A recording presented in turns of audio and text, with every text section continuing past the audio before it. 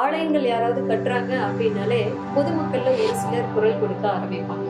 ஆலயம் கட்டுறதுக்கு பதிலா எவ்வளவு குழந்தைகளை படிக்க வைக்கலாம், இல்ல மருத்துவ உதவிகள் செய்யலாம் அப்படின்னு. இந்த ஆலயங்களை போய் கட்டமைக்கணுமா அப்படின்னு சொல்லிட்டு எவ்வளவு பேர் கேட்பாங்க. கருத்தை பத்தின அறியாமைன்னு தான் சொல்லணும். ஏன்னா ஆலயங்கள் நான் சொல்றது இன்னைக்கு கட்டமைக்கிற புது ஆலயங்கள் இல்லை. முன்னோர்கள் மன்னர்களுக்கு வலியுறுத்தி கட்டமைத்த தத்துவம் நிறைந்த ஆலயம்.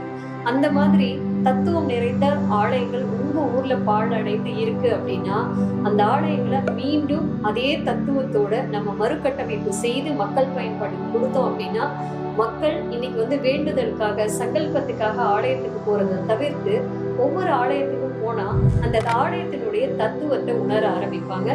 இதுல மக்களுக்கு மிகப்பெரிய தன்னம்பிக்கை முன்னேற்றம் அவங்களோட வாழ்க்கையில நடக்க இருக்கு. இதை பத்தின தகவல்கள் நீங்க தெரிஞ்சுக்கணும் அப்படின்னா நீங்க கமெண்ட் பாக்ஸ்ல போயிட்டு நீங்க ஜஸ்ட் டைப் பண்ணுங்க. இதை பத்தின டீடைல்ஸ்